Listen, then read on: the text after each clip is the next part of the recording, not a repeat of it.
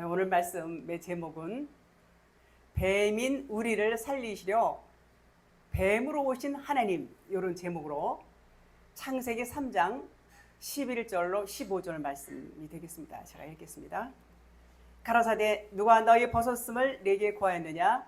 내가 너더러 먹지 말라 명한 그 나무 실과를 내가 먹었느냐? 아담이 가로되 하나님이 주셔서 나와 함께 하신 여자 그가 그 나무 실과를 내게 주므로 내가 먹었나이다. 여호와 하나님이 여자에게 이르시되 내가 어찌하여 이렇게 하였느냐? 여자가 가로되 뱀이 나를 꿰므로 내가 먹었나이다. 여호와 하나님이 뱀에게 이르시되 내가 이렇게 하였으니 내가 모든 육축과 들의 모든 짐승보다 더욱 저주를 받아 배로 다니고 종신토록 흙을 먹을지니라. 내가 너로 여자와 원수가 되게 하고 너의 후손도 여자의 후손과 원수가 되게 하리니 여자의 후손은 내 머리를 상하게 할 것이요 너는 그의 발꿈치를 상하게 할 것이니라 하시고. 아멘. 구원이라는 것은 전적인 하나님의 은혜로만 가능하지요. 그러나 율법인 이 세상에 율법으로 태어나서 율법적인 가르침과 배움 속에서 우리는 완전히 율법 안에 살고 있어요. 율법 안에 모든 인생들은 그렇게 살고 있어요.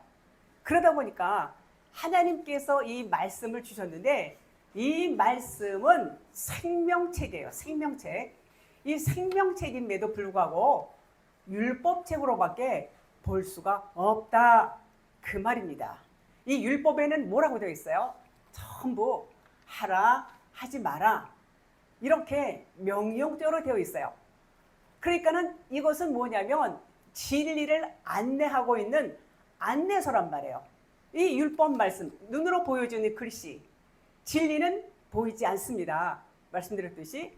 그런데 이건 전부 눈으로 보여요. 그래서 눈으로 보이는 글씨를 예수님이라고 말씀을 드렸어요. 예수님은 육체로 오셨기 때문에 눈으로 다 보입니다. 그래서 이것은 곧 진리를 가르치는 안내서다. 이 성경 말씀, 이 까만 글씨와 빨간 글씨로 되어 있는 이 말씀은 그냥 보면은 율법이다. 그 말인 것입니다. 그렇기 때문에 육으로 와서 율법 세상에서 율법으로 태어나서 율법의 가르침을 배우고 또 그 가르침대로 살고 그 사고 체계가 전부 육신적이고 세상적이고 율법적인 그런 가치관을 갖고 있어요. 그렇기 때문에 이 생명책임에도 불구하고 이 말씀을 생명의 말씀으로 볼 수가 없는 것이 모든 사람들이다. 그 말입니다. 그러니까 하나님의 은혜를 제대로 깨닫지 못하니까 어때요? 그냥 은혜에 보답해야지 하나님께 그런 마음으로 하나님께 물질도 드리고 헌신도 하고 봉사도 하고 뭐 아주 열심을 냅니다. 그러니까 자기의 공로, 자기의 업적을 쌓는단 말이죠. 우리는 하나님의 은혜를 갚을 수 있는 존재가 아니에요. 전혀 우리는 하나님 앞에 뭔가 은혜를 갚아야지 이런 생각은 사람들은 할 수 있지만 갚을 길은 없습니다. 그래서 그것을 하면서 행위로 하나님께 나가려고 그래요. 내가 뭐 어떤 선한 행위, 어떤 선교, 어떤 구제, 어떤 봉사, 어떤 헌신 이런 것들을 통해서 하나님 앞에 잘 보이려고 하는 사람의 생각이 있어요. 왜냐하면 율법 아래서는 그렇게 생각할 수밖에 없습니다. 그러니까 어때요? 하나님의 은혜는 정말 전적으로 하나님께서만이 우리에게 주셔야 돼요. 그런데 인간은 그런 생각을 갖고 있어요. 그것은 하나님의 은혜에 인간의 생각과 행위가 섞여지는 거예요. 섞여지니까 어때요? 예수님이 뭐라고 하셨어요? 너희는 누룩을 경계하라고 했어요. 누룩을. 이것이 온전한 하나님의 은혜 안에 인간은 뭐라고 했어요? 인간은 그냥 그림자고 티끌이고 흙이고 먼지고 그냥 겉에 껍질, 그것이 인간인데 그것을 순전한 하나님의 생명의 진리에 가미한다는 것 자체를 그것을 누룩이 될 수 있다. 이렇게 말씀하시고 경계하라고 예수님이 말씀하셨습니다. 본문 말씀 창세기 3장 11절 제가 읽겠습니다. 이르시되 누가 너희 벗었음을 내게 알렸느냐? 내가 내게 먹지 말라 명한 그 나무 열매를 내가 먹었느냐? 이렇게 이제 물으십니다. 아담과 하와는 이 선악 열매를 먹고 나서 바로 자기들이 벗은 것을 알게 됩니다. 그러니까 즉시 무화과 잎으로 치마를 만들어 입지요. 그것은 치마가 아니에요. 치마라고 번역이 되어 있지만 하고르, 원어의 하고르로 되어 있어요. 그 하고르라는 것은 띠, 허리띠를 말하고 있고, 즉 띠는 진리를 뜻하고 있어요. 예수 그리스도께서 우리가 어때요? 우리가 원치 않지만 띠를 띄우고 우리를 이끌어 가시는 분이십니다. 왜요? 우리를 사랑하시니까 우리를 구원의 길로 이끌어 가십니다. 그러나 선악과를 먹은 이 선악과를 뭐라고 했어요? 율법 말씀. 그 선악과를 먹은 인간들은 하나님께서 주셔야 돼요. 뭐를요? 진리를. 그 띠를 하나님께서 주셔야만 하는 그 띠를 자기들이 막 스스로 만들어 입는 거예요. 무화과 잎으로 치마를 해 입었다고 그랬죠. 그러니까 자기 생각대로 자기가 원하는 대로 그렇게 한단 말이에요. 그러니까 열심을 내는 거예요. 자기 열심, 자기 행위를 통해서 뭐를 해요? 자기 의를 쌓는다. 그것을 쌓는 일에 그냥 막 이렇게 달려간다. 그 말인 것입니다. 교회 와서 이제 우리는 처음에 교회 오면은 뭐를 배워요? 성경 공부를 해요. 그 성경 공부가 뭐예요? 전부 율법이죠. 그런데 그 율법은 반드시 우리가 알아야 돼요. 반드시 알아야 되고 처음에 입문해서 그것을 배워야 되는 것입니다. 그래서 그것을 배우게 되니까 어때요? 법의 기준이 생겨요. 율법이라는 기준이 생겨요. 기준이 생기니까 어때요? 더 열심히 하려고 그러면서 이렇게 하면 하나님이 기뻐하실 거야. 아마 이렇게 하면 더 기뻐하실 걸. 그리고 복을 주실 것이고 상을 주실 것이야 라는 자기 스스로의 생각을 하게 됩니다. 로마서 7장 9절 전에 법을 깨닫지 못할 때에는 내가 살았더니 계명의 이름에 죄는 살아나고 나는 죽었도다. 바울이 유명한 고백이죠. 자, 그동안에 자기 생각으로 행했던 어떤 봉자, 구제, 어떤 선한 행위 이런 것들 열심히 했었어요. 열심히 했죠. 그런 행동들이 알고 보니까 아버지 뜻이 아니에요. 이게 죄라는 것을 나중에 이제 알게 되는 겁니다. 그러니까 율법을 열심히 지켰을 때는 자기가 살았어요. 왜요? 그냥 율법만 열심히 지키면 그것이 죄가 아니다 이렇게 생각을 한 거예요. 잘했어 이렇게 생각을 한 거예요. 그러니까 열심히 지키니까 나는 죄인이 아니야. 나는 떳떳해. 저 사람들은 죄인이야. 그러고 막 판단하고 정죄하고 이렇게 했단 말이죠. 그리고 살았는데 계명의 이름에 계명이 이른다는 건 뭐예요? 십자가 죽음을 통과했다는 거예요. 십자가 죽음. 그러니까 종교적인 율법적인 삶이 하나님과 원수다. 그것을 아는 거예요. 어떻게 해요? 성령이 임하니까 십자가 죽음을 통과하니까 성령이 임하니까 비로소 깨닫게 된 겁니다. 자, 우리에게는 영과 육이 있어요. 영과 육이 있어요. 영의 생각과 육신의 생각은 항상 반대다 그랬어요. 로마서 8장 6절 7절 육신의 생각은 사망이요 영의 생각은 생명과 평안이다 그랬죠. 육신의 생각은 하나님과 원수가 되다니 이는 하나님의 법에 굴복지 아니할 뿐 아니라 할 수도 없습니다. 육신에 있는 자들은 하나님을 기쁘시게 할 수 없느니라 이렇게 말씀하세요. 하나님이 영이세요. 영이시기 때문에 육체가 들을 수 있는 말을 할 수가 없어요. 영은 안 보여요. 만져지지도 않아요. 들리지도 않아요.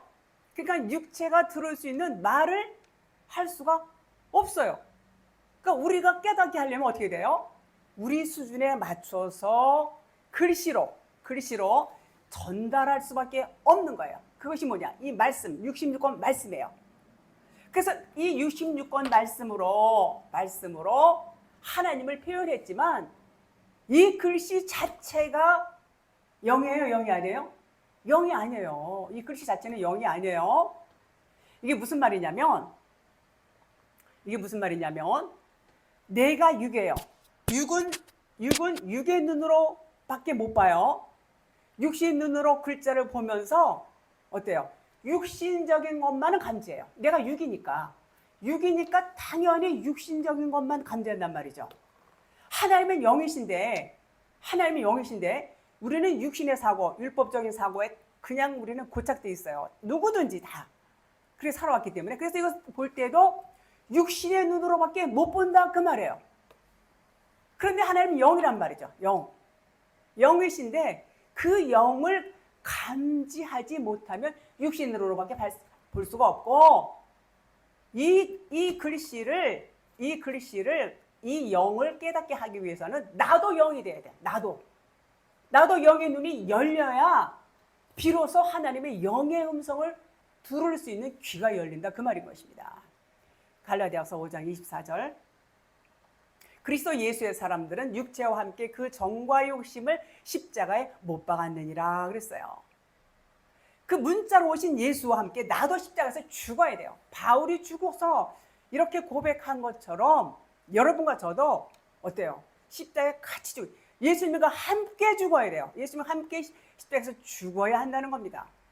그러면 죽으면 죽지 않고는 부활할 수 있어요? 부활할 수 없어요. 예수님이 죽으시니까 3일 만에 부활하신 것처럼 여러분과 제가 같이 예수님과 십자가에 죽으면 똑같이 부활하는 겁니다. 그렇게 되는 것을 뭐라고 그러냐? 거듭납니다. 성령으로 거듭납니다. 그러니까 예수님이 죽으시니까 옆구리 물과 피가 나왔죠. 창으로 찔리니까 그 물과 피가 성령은 하나니라고 그랬어요. 그러니까 성령님이 나오신 거예요. 예수님이 육체가 부서지니까 그 육체 안에 있던 생명이신 진리이신 하나님이신 그분이 나오신 거예요. 그분이 누구냐? 그분이 바로 그리스도, 성령, 기름 부음 이렇게 말씀하는 것입니다. 그래서 우리도 같이 죽으면 같이 부활하는 거예요. 같이. 그래서 우리가 그때부터는 거듭났다. 거듭난 자를 뭐라고 그래요? 성령으로 인침받았다. 기름 부음을 받았다.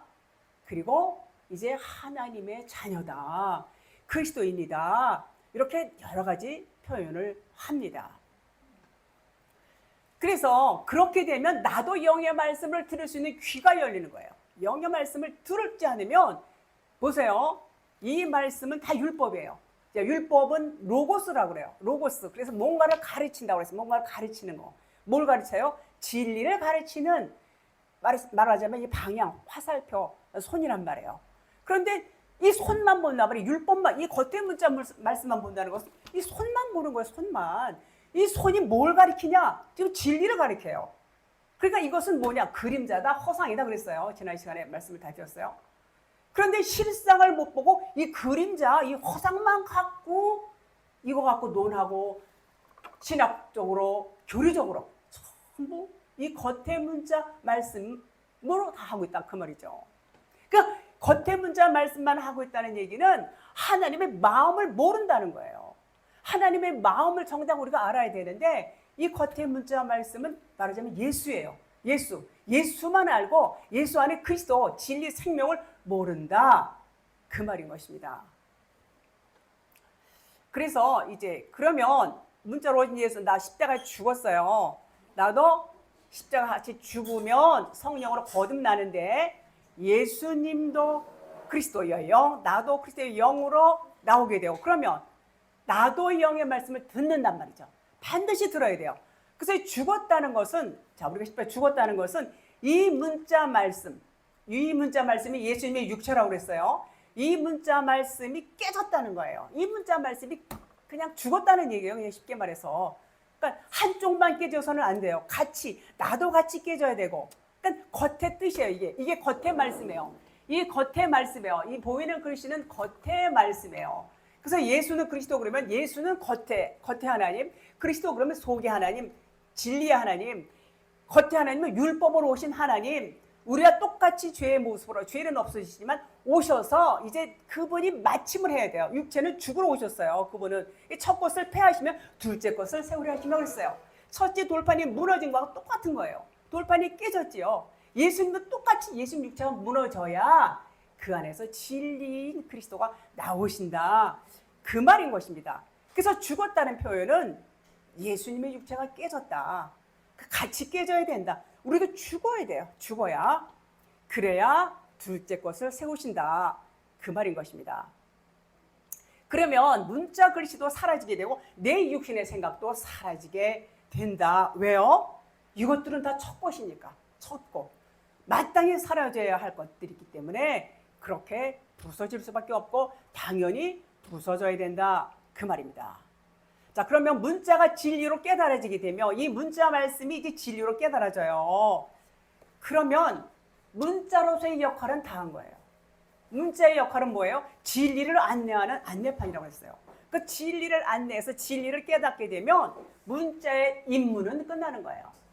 율법의 용무는 끝나는 거예요. 죄를 깨닫고 죄를 깨달으면 진리를 찾는 겁니다.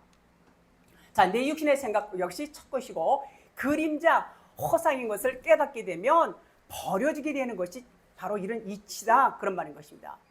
영과 진리만이 실상이에요. 깨달으니까 육신의 생각이 그림자인 것을 알게 되는 겁니다. 영과 진리를 깨닫게 되면 우리 육신의 생각이 얼마나 허탄한 것이고 얼마나 이것이 그림자고 아무것도 아니라는 것을 알게 된다. 그 말입니다. 11절 보겠습니다. 이르시되 누가 너희 벗었음을 내게 알렸느냐. 이렇게 물으시죠. 그렇게 물으시는 뜻이 있어요. 그냥 야 누가 너희들 벗은 거 알렸어? 이렇게 물어보지만 그 뜻은 무슨 얘기냐면 진리가 말하는 말씀은 너희가 아직 예수 그리스도와 함께 십자가에서 죽고 부활하지도 않았는데 너희 스스로가 너희 생각으로 깨달았다면 너희는 지금 잘못하고 있는 거야. 잘못 알고 있는 거야. 라는 것이 그 물음 속에 들어있어요. 그 뜻이에요. 그 말은 너희가 스스로 율법을 지켜야 한다고 생각하고 그렇게 한 것은 결코 잘한 일이 아니야. 라는 것을 말씀하고 있는 것입니다. 이어서 내가 내게 먹지 말라 명한 그 나무 열매를 내가 먹었느냐 이렇게 또 물으시죠. 열매란 말은 없어요. 언어에 열매란 말은 없어요.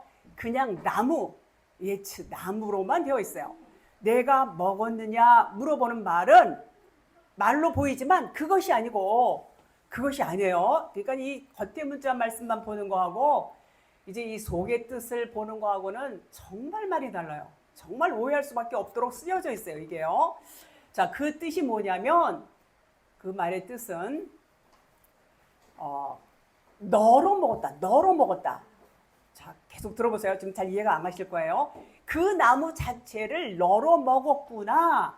자, 그 말 뜻은 자기 수준으로 먹었다는 얘기. 자기 육신이에요. 육신. 이때 육신의 수준으로 먹었다.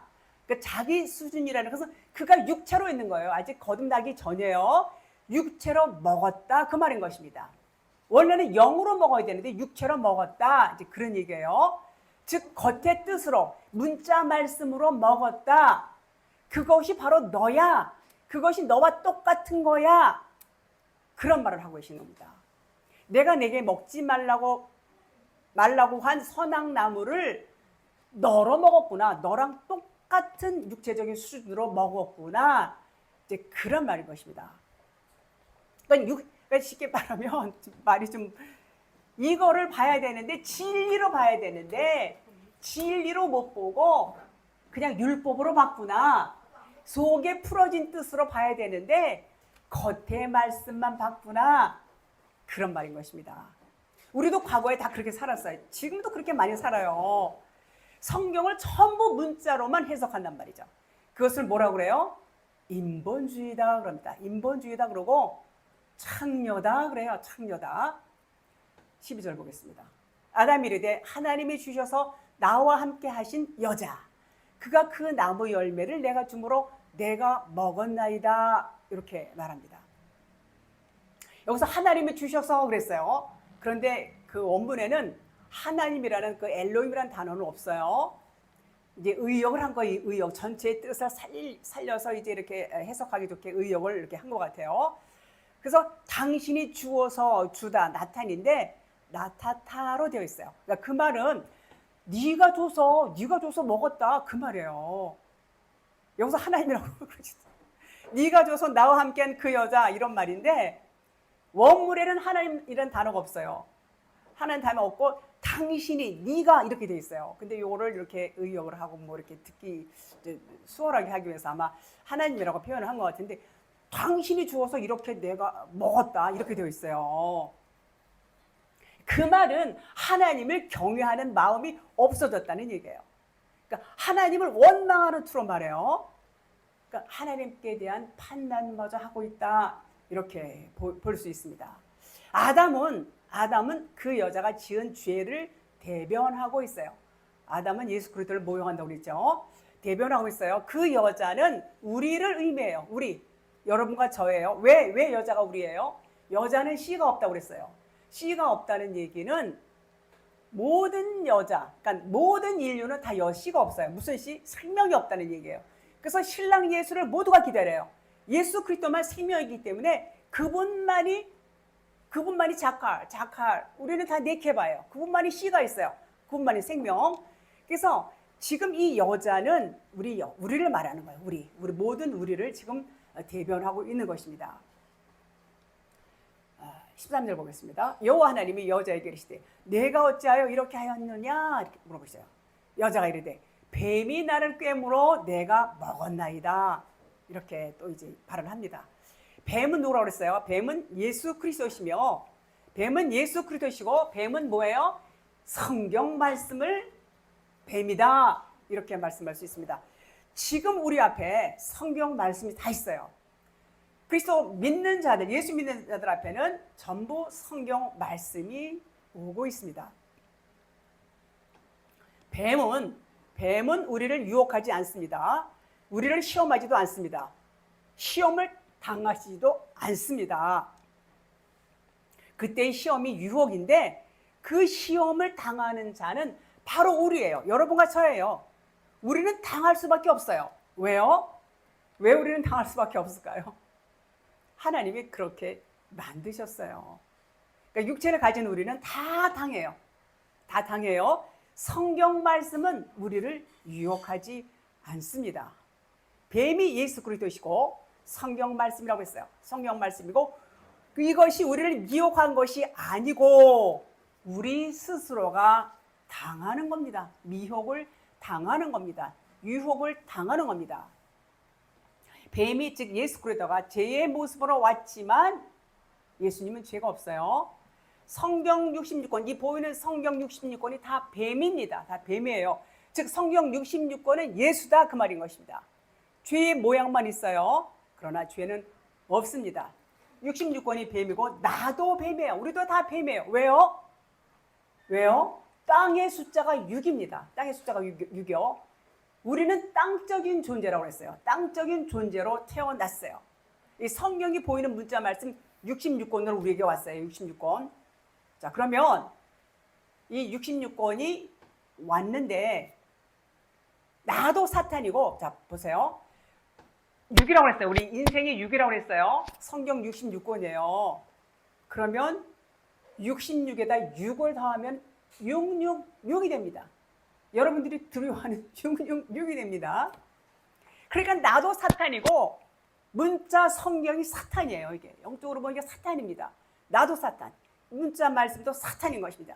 그러니까 둘이 다 이 겉의 문자 말씀과 우리의 육신의 생각이 다 어떻게 해야 돼요? 죽어야 돼요. 십자가 달려 죽어야 돼요. 말씀드렸듯이 문자 성경이 육체로 오신 예수님이란 말이에요. 예수님 죽으셨어요? 안 죽으셨어요? 죽으셨잖아요. 죽으셨어요. 마땅히 죽으셔야 돼요. 우리도 죽어야 되는 거예요. 우리도 마땅히. 그 말인 것입니다. 나도 그분과 함께 십자가에서 죽으면 영의 눈이 열리게 된다. 그 말입니다. 14절 보겠습니다. 여호와 하나님이 뱀에게 이르시되 내가 이렇게 하였으니 내가 모든 가축과 들의 모든 짐승보다 더욱 저주를 받아 배로 다니고 살아있는 동안 흙을 먹을지니라. 그렇게 말씀합니다. 자, 뱀은 우리의 모든 허물과 죄를 대신 짊어지신 예수님이라고 말씀드렸어요.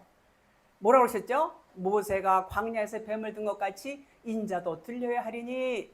요한복음 3장 14절 이렇게 말씀하고 있습니다. 들의 모든 짐승도, 들의 짐승 역시 우리들을 가리키고 있어요. 우리가 다 짐승이라고 했어요. 다 짐승. 갈라디아서 3장 13절 그리스도께서 우리를 위하여 저주를 받은 바 되사 율법의 저주에서 우리를 속량하셨으니 기록된 바 나무에 달린 자마다 저주 아래 있는 자라 하였습니다. 자, 육체를 가진 사람이나 모든 짐승은 뭐가 없어요? 생명이 없어요. 생명이 없기 때문에 짐승이다 그럽니다. 무슨 생명? 하나님의 생명. 생명 없어요. 그래서 짐승이다 그럽니다.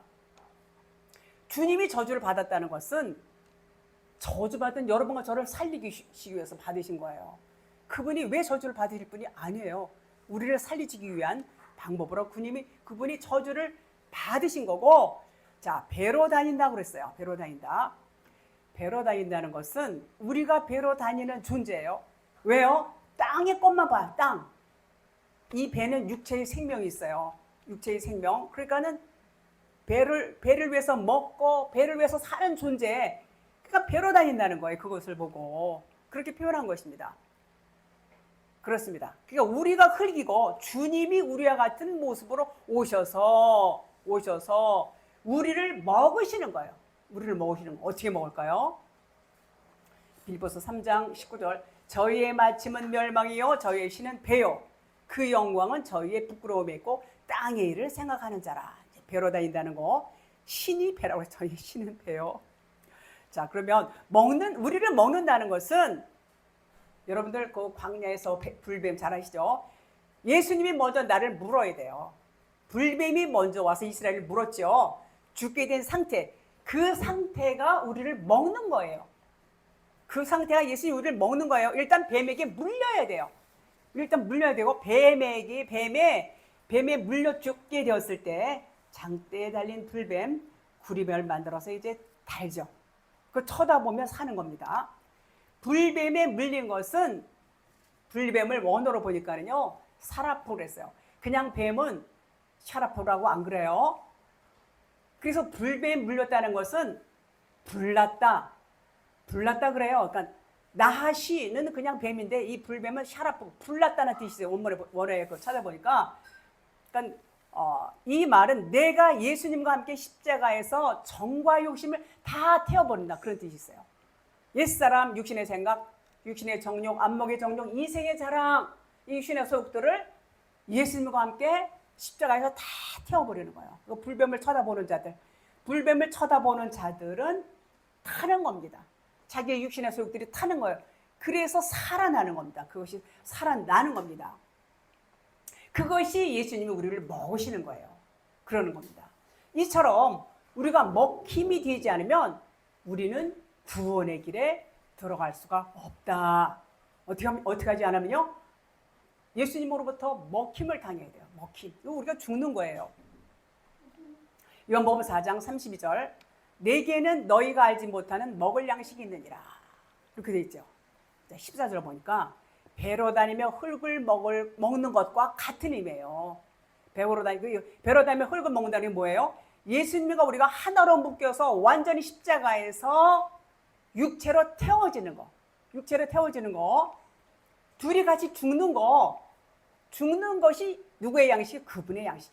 예수님의 양식이다. 그런 말인 것입니다. 15절 보겠습니다. 내가 너로 여자와 원수가 되게 하고 내 후손도 여자의 후손과 원수가 되게 하리니 여자의 후손은 내 머리를 상하게 할 것이요 너는 그의 발꿈치를 상하게 할 것이니라. 그랬습니다. 너로 여자와 뱀과 여자. 그런데 이제 우리가 볼 때는 뱀하고 여자하고 이렇게 원수 이렇게 생각해요. 근데 이제 크게 보면 그것도 맞는 말인데 그 원어에 보니까 벤 그래갖고 원어가 그 히브리 말로 벤 그래서 전치사로 뭐뭐뭐 사이에 이렇게 돼 있어요. 그러니까 뭐뭐뭐 사이에 너하고 여자하고 사이에 그런 말이에요.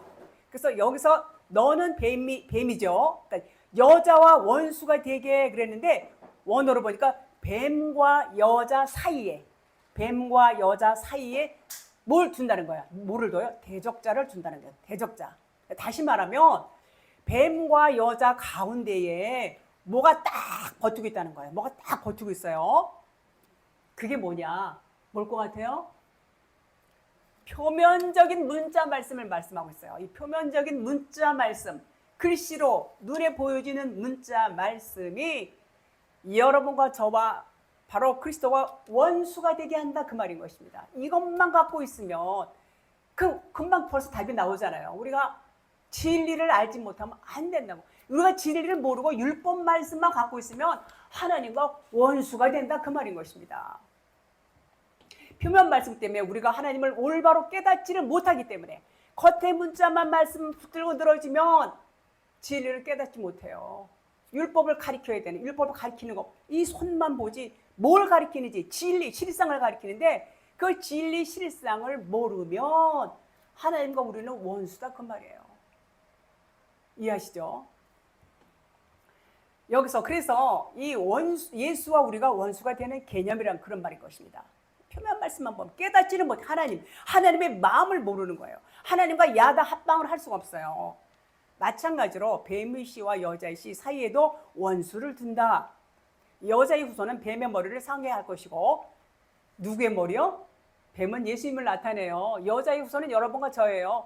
우리가 예수님의 머리를 상하게 한다 그 말인 것입니다.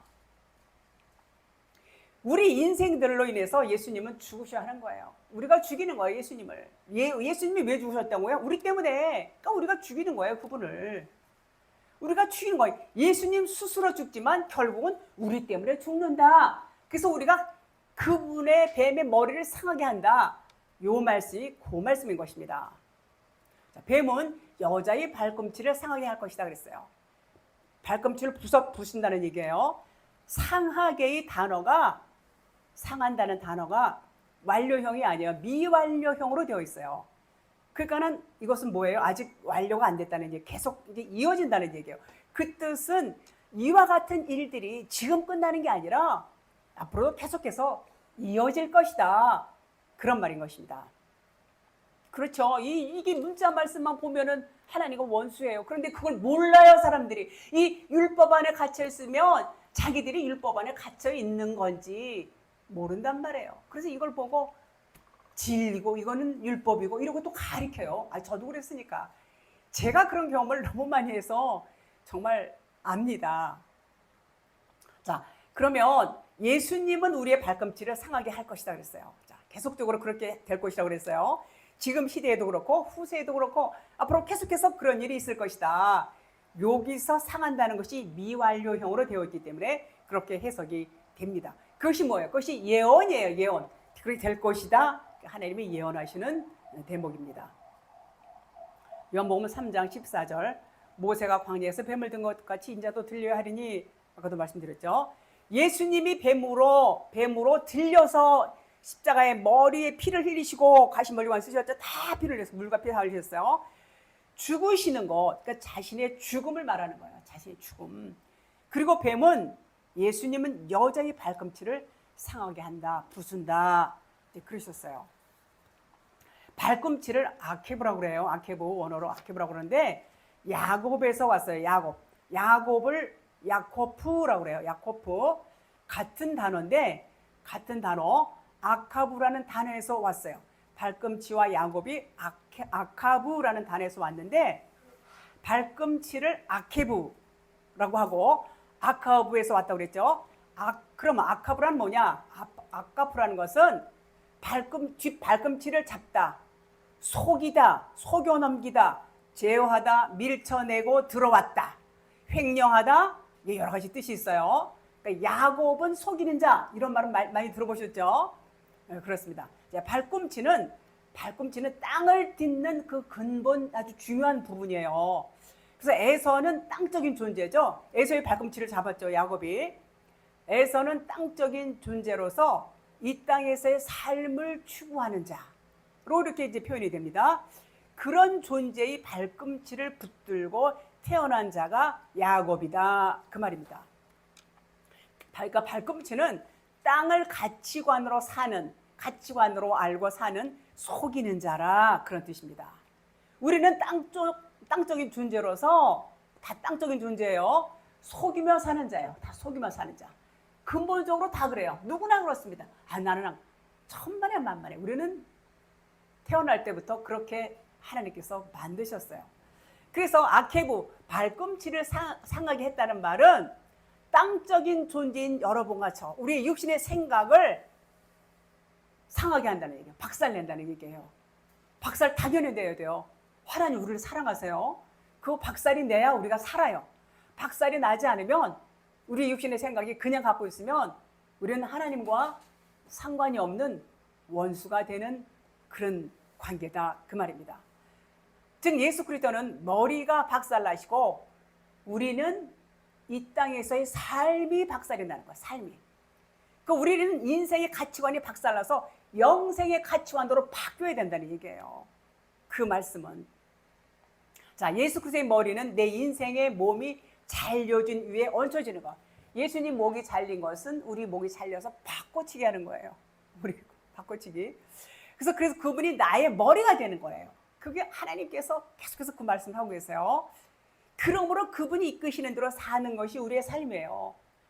우리의 삶. 자, 보세요. 여러분, 세례 요한이 머리가 잘렸죠? 왜요? 율법의 마침이에요. 세례 요한이. 율법이 잘려야 잘린 것이고 율법이 끝난 겁니다. 자, 율법의 완성이 뭐라고 했어요? 사랑이라고 했습니다. 자, 사도 요한과 연결이 되는 얘기예요. 이게 무슨 얘기냐면 이렇게 죽어야 이렇게 사도 요한이 될 수 있는 거야 라는 것을 가르쳐 주는 겁니다.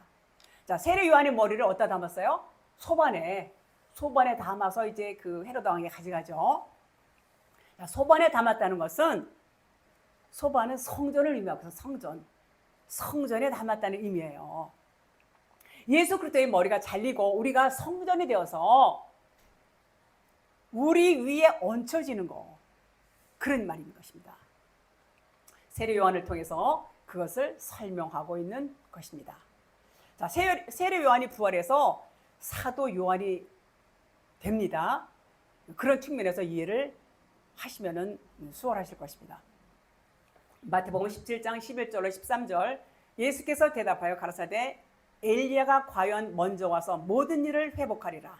내가 너희에게 말하노니 엘리야가 이미 왔으되 사람들이 알지 못하고 임의로 대우하였도다.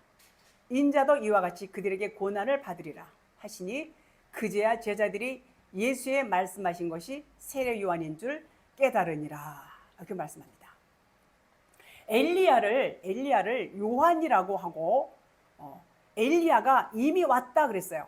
그것이 세례 요한을 의미하고 있는 것입니다. 이렇게 세례 요한을 통해서 가르쳐 주고 있는 것처럼 예수 그리스도의 머리가 잘리고 이제 그 머리는 우리에게 얹혀져야 된다는 것입니다. 요한복음 19장 30절 예수께서 신포도주를 받으신 후에 이르시되 다 이루었다 하시고 머리를 숙이시니 영원히 떠나가시니라. 창세기 이제 14장 18절 보겠습니다. 살레망 멜리세덱이 떡과 포도주를 가지고 나왔으니 그는 지극히 높으신 하나님의 제사장이었더라 그랬어요. 자, 여기서 이제 포도주가 나와요. 포도주. 자, 떡과 포도주는 예수와 그리스도를 의미하고 있어요. 떡과 포도주.